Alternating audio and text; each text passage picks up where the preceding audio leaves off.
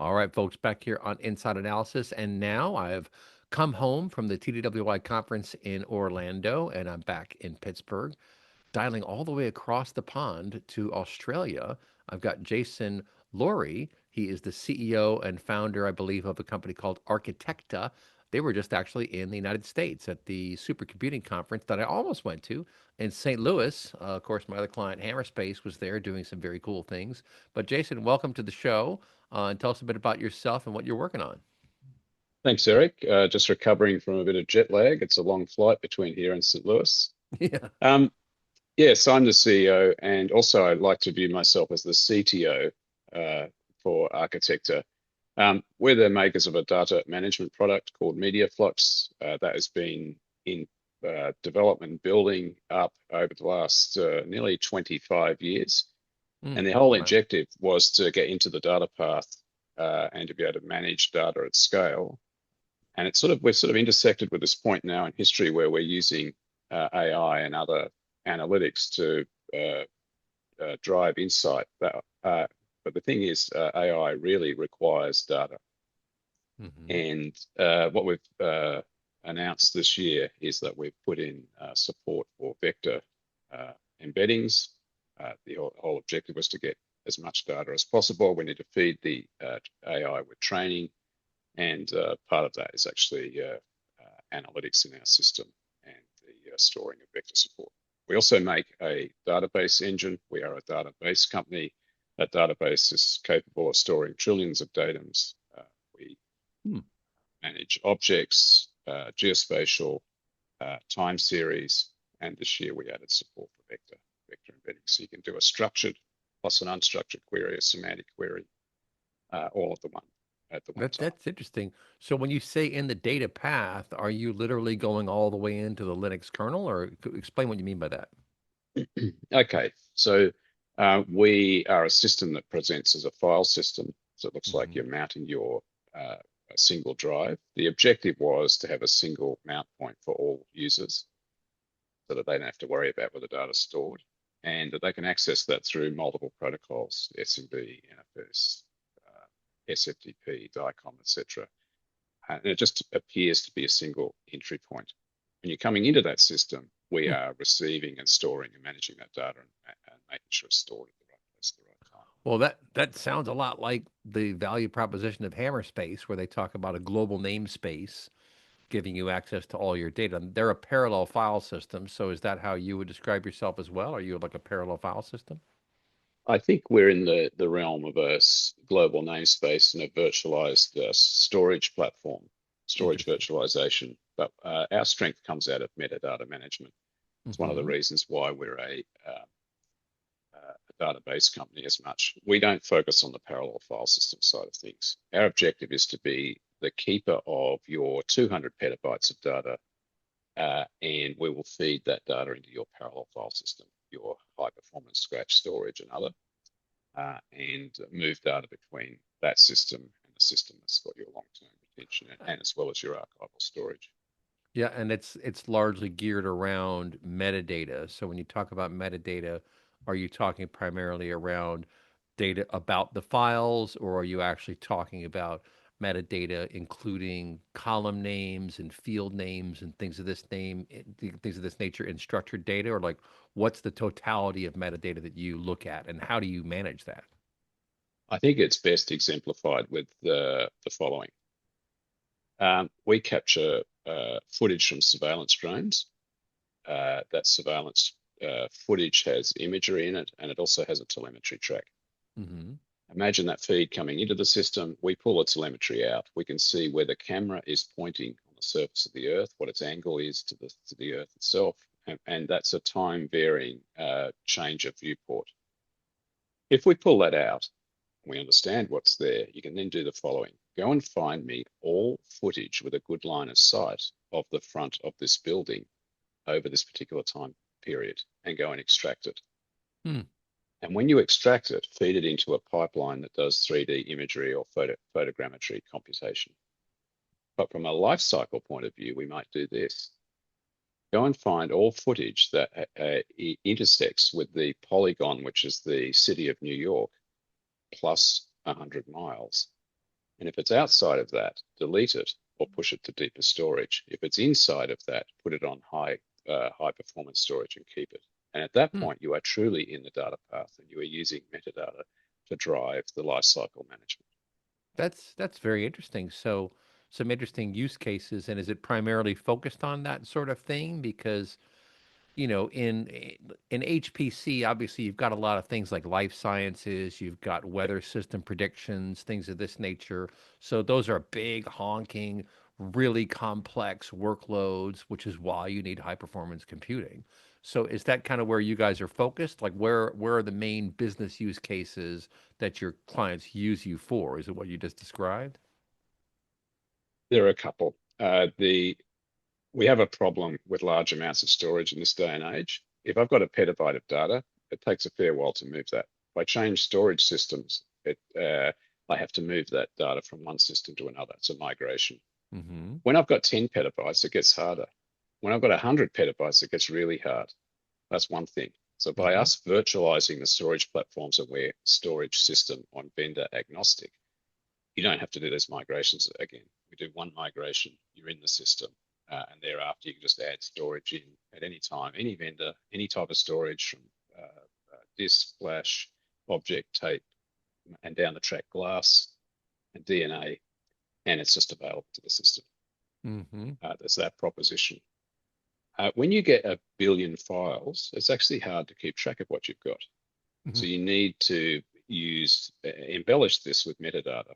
So that image that I've got from a cryo EM, electron microscope cryo EM, at some point it's got some pixels in it that identify something of interest. I've got to be able to reach in and grab that, and you need metadata to describe that. So it's a data management problem we're addressing at scale. So we've got customers that have us managing hundreds of billions of files. We've got those that have got really small files. We've got one customer that has us managing uh, a billion files in 60 terabytes, very densely packed. But that's one of thousands of projects they have to manage. So those scales are at the extreme ends. But you have to find that data and you have to actually manage the lifecycle and you have to know what you've got and know Mm-hmm. when you can get rid of stuff. So that's our gig at scale. And we That's move. very interesting. So you say you're a database, and basically you're an intermediary database that sits on top of all of the raw storage and Yep, provides a almost like a supercharged OLAP cube to really dumb it down. Is that about right?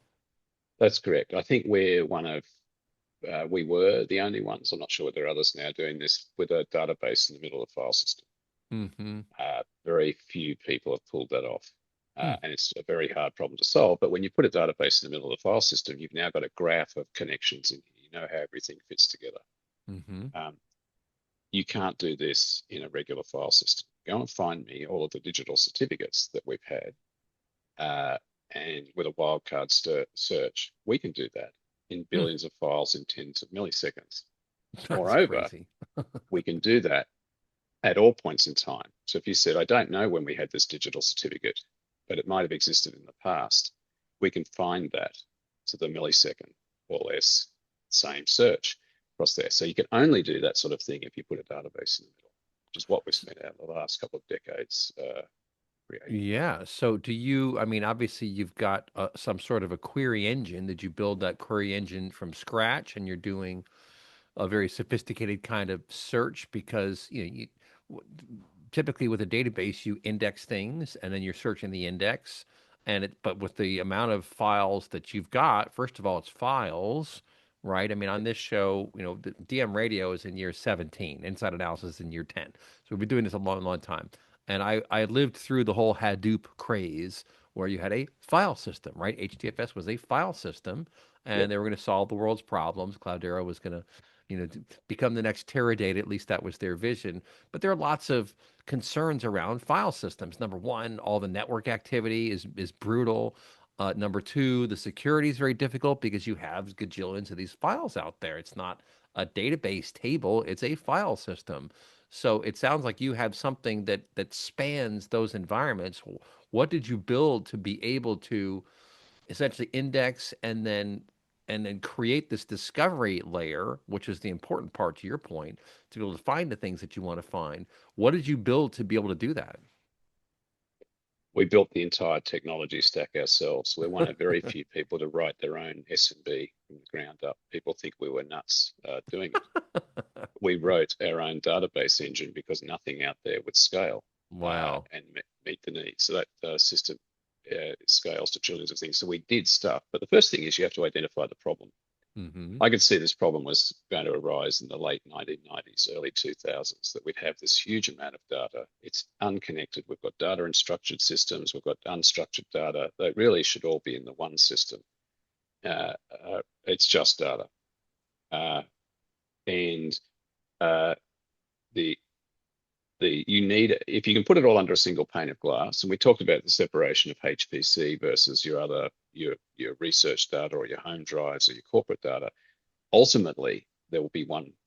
The objective is one single pane of glass that combines the whole lot, so you know where everything is in security. Hmm. The objective is to bring everything together. I think we're the only entity that has multi-factor in the data path. That is, you can turn up and access via NFS and find that you are pinged on your phone to make sure that that's you, Hmm. both for authentication and for authorization. And that's solving a problem, which is none of the systems we have for storage are really designed to be cyber resilient. Hmm. They've all got last lines of defense, no first line of defense. So I think, why would you do that? Why don't we have systems and processes that have a first line of defense? If I turn up to delete 10 petabytes of your data, I can be stopped by having to seek approval from others or to have to identify myself with a second or third factor. That's interesting. I know there have recently been some innovations around PNFS, parallel NFS, and Yes. historically there have been lots of complaints about NFS. And some of the people I talked to were telling me that, there was this backlog of things they wanted to do to NFS for like 15 years or 10 years at least. And if some folks have finally got around to it, now PNFS is a thing. Does that help you? Are you guys compatible with PNFS? We have a PNFS driver. We haven't deployed it because most of our customers are not necessarily concerned by that. I think one of the Interesting. NFS suffers from a problem in that it's often actually machine centric and not human centric. Not a better protocol actually is SMB because it's user centric. Hmm. Because in the middle we can restructure the shape of the file system based on your permissions and your what you want to see. We can reorganize without actually moving the data. So I log in, I can only see unclassified information. You log in, you can see classified information, and the things that are in the file system can change as a function of that. You can't do that with NFS and not do it securely because they're actually Interesting. out on the machine. Um, and also we've got this point in time capability that we record every change in the file system at every point in time. So if you create a file and then you delete it or you rename it, that's all recorded. You update a file, that's recorded. Everything's versioned, and you can go back to a single point in time, a millisecond, 3 years ago, and a day. And an end user can do this themselves. And S&B is very, very good for that. That gives us an RPO of near zero. I Hmm. say near zero because you physically have to move the data to somewhere else to give you it. But we'll enqueue that immediately. And an RTO, recovery time objective, of absolute zero. So the user turns up whilst there. So those, we are first principles makers. We're solving these problems of how do I get it? Everybody wants an RPO of zero and an RTO of zero. What systems provide that? Well, Hmm. none. Hmm. And so then how can you engineer around that to produce an outcome? That's our objective. Yeah, that's very, very powerful stuff. I mean, I have to say, you guys have been you've been busy over there.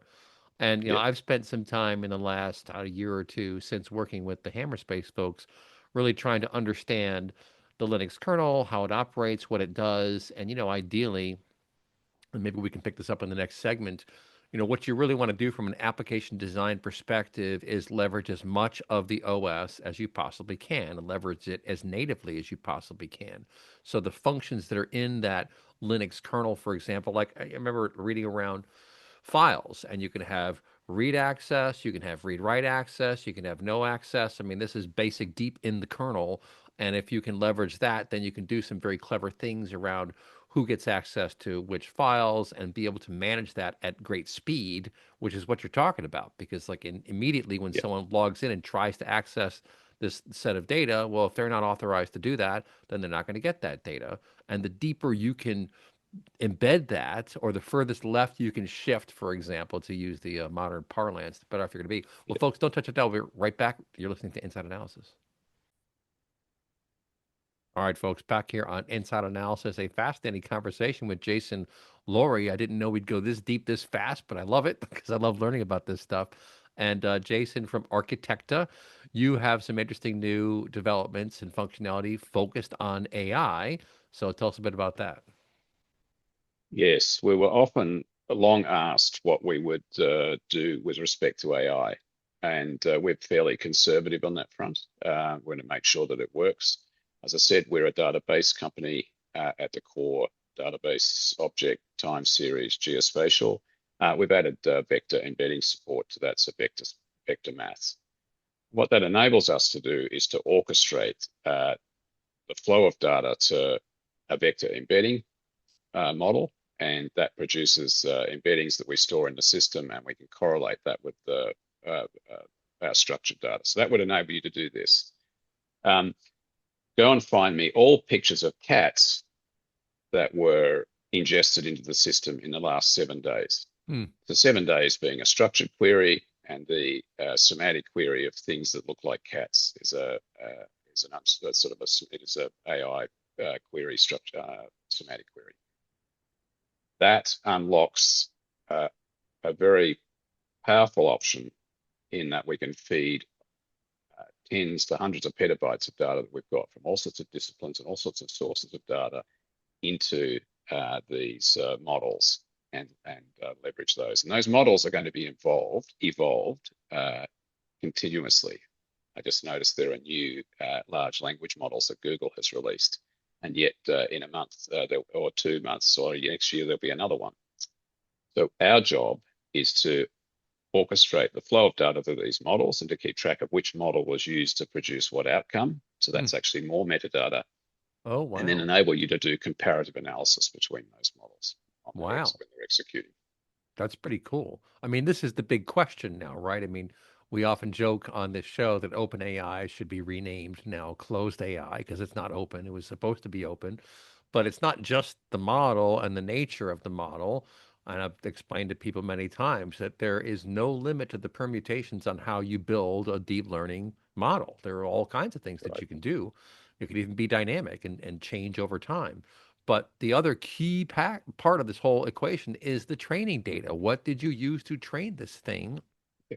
And when you're trying to sort of understand why it's doing something or why it's working in a certain way, it helps to understand the training data. I mean, if you just look at if you don't give ChatGPT any specific instructions about how to structure a document, the structure always comes back pretty much the same. And it's because that's probably the prevailing type of document that was fed into it. It's probably a lot of research documents. I mean, I know some folks who told me that in the early days of ChatGPT, when they were trying to train this thing, they thought, oh, we could just throw everything in the internet at it. And they Yeah. figured out quickly, no, don't do that. Like, let's actually focus on some things that we want to put in there. So that strikes me as a very interesting value add that, and Yeah. so are you guys, so you're used to train models, fine tune models, feed RAG architectures, all the above, I'm guessing? Yeah, all of the above. And you have to know what the quality of the data is that you've got when you feed those Mm-hmm. models. So that's a provenance issue, traceability. And you have to be able to tell the difference when you try different models. And actually, point I'd like to make is that everybody talks about AI. There is no single AI. Right. That's There right. are an infinite number of them. Right. When we've got one AI, the game is over. Right. So for all of these areas and disciplines, they're specifically trained for certain purposes, and you need to feed that with domain-specific data, Mm-hmm.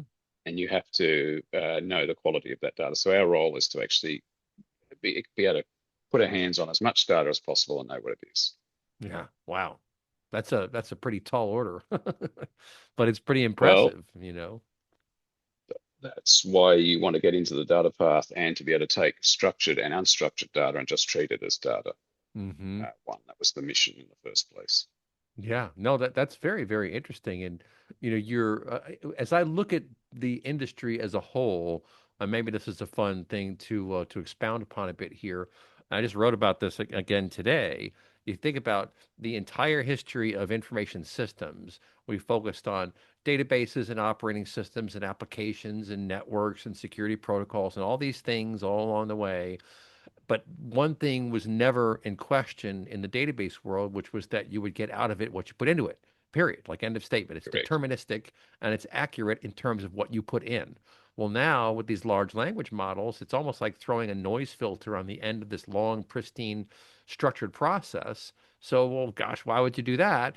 And the short answer is because they do amazing things. They are very good at natural language processing. Not that NLP is new. It's not new. It's been around for 20 Yeah. odd years or so in various forms, but they're very powerful. However, like the analogy I gave is that we've been pushing this rock uphill for 75 years. Now all of a sudden it's at the top of the hill, it's rolling down, and we're like trying to slow it down, like, whoa, like trying to shape it and kind of curtail what it does because it'll just make stuff up and do whatever it wants.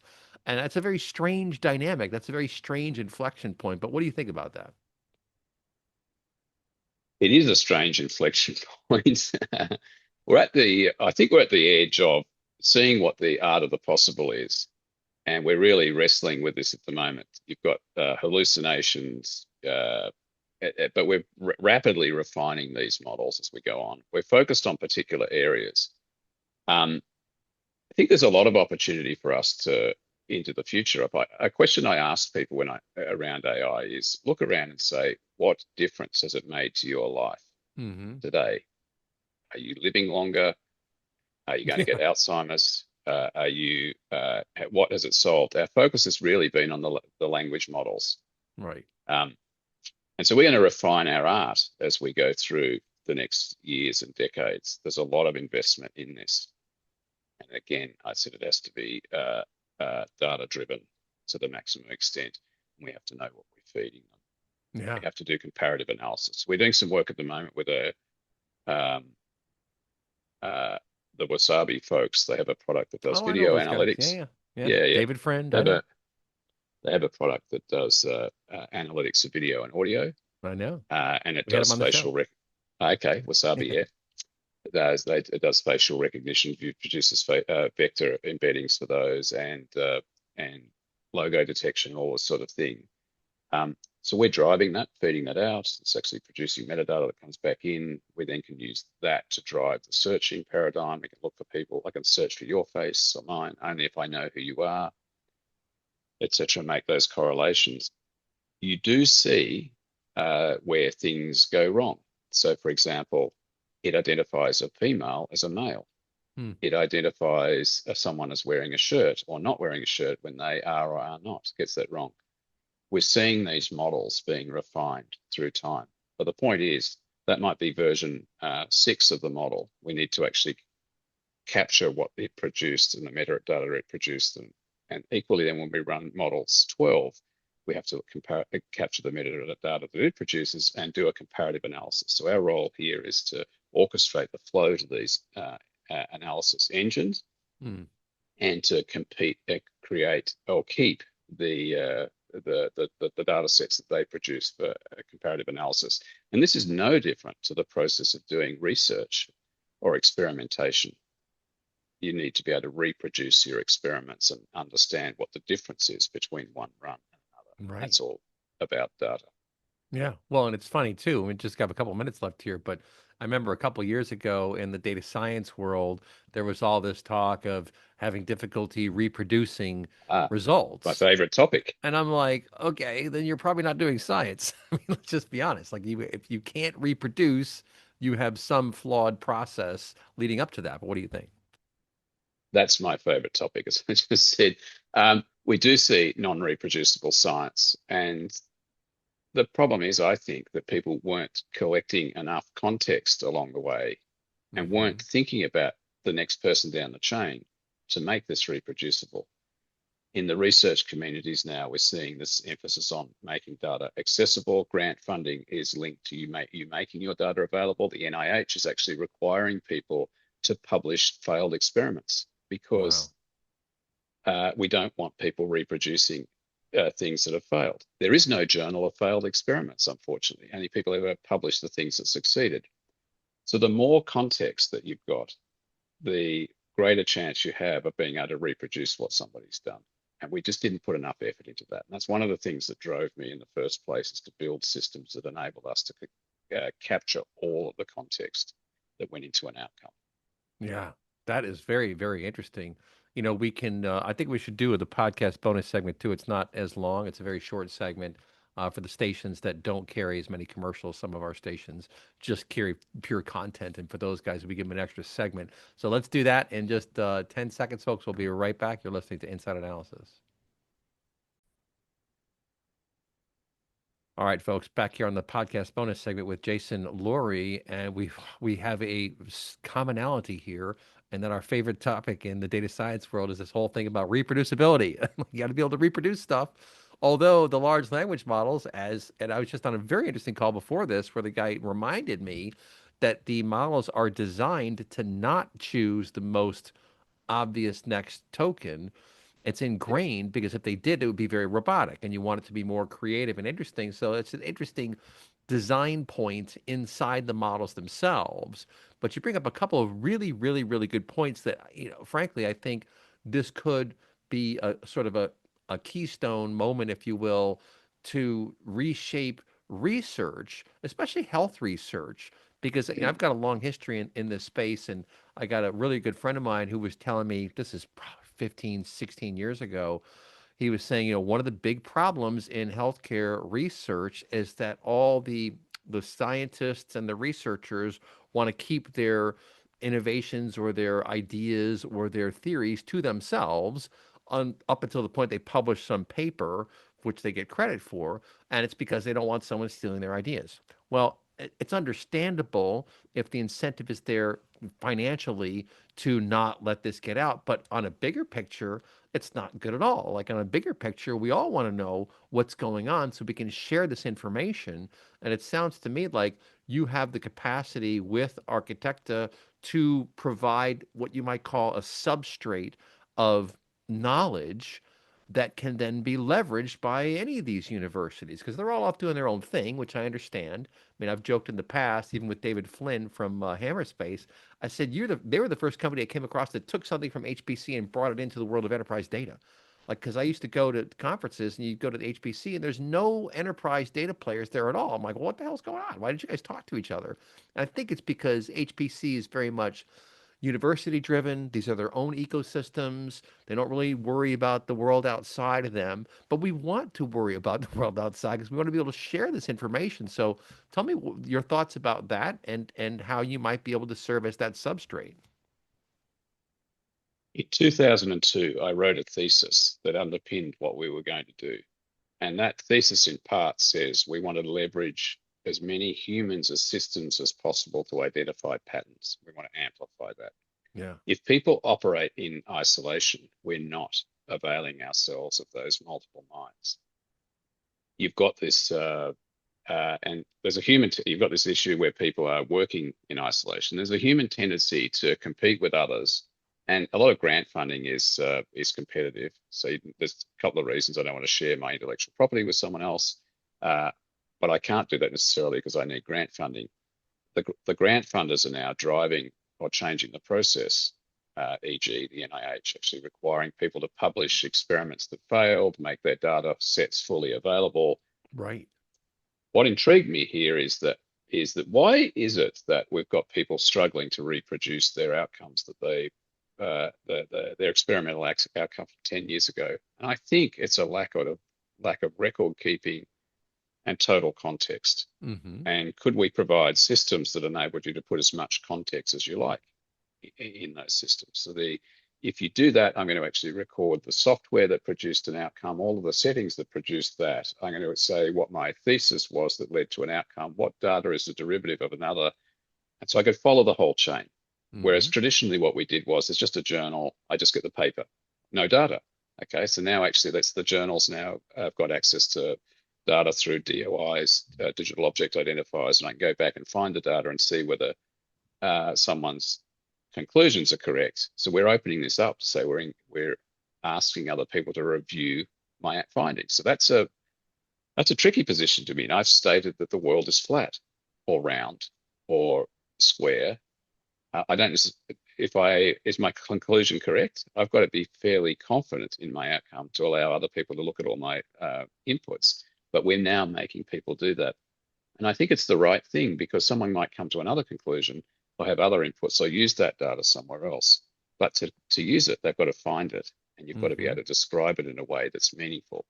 Hmm. Uh, and you need systems to help you and capture the richness of the universe and humanity and all of the disciplines that Yeah. we know. Well, I have to think that your solution would be an excellent foundation for a university, for example, for all the research Yes. that they do, right? Because it is multimodal, and to your point, and this is what I love, and at the risk of continuing to reference Hammerspace just because it's a similar approach, I know but those guys. but yeah, so what you're doing is you're creating this overlay that dips into all these other systems, all these other databases, file systems, other things, and you're giving that strategic view.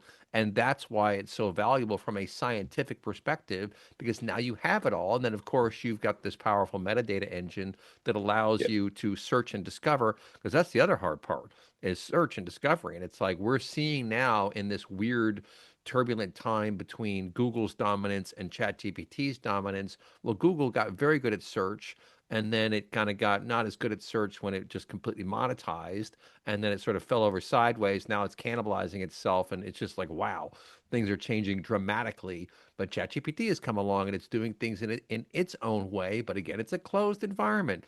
So I think that you may have an antidote to the data chaos that we see in the world. But final thoughts from you.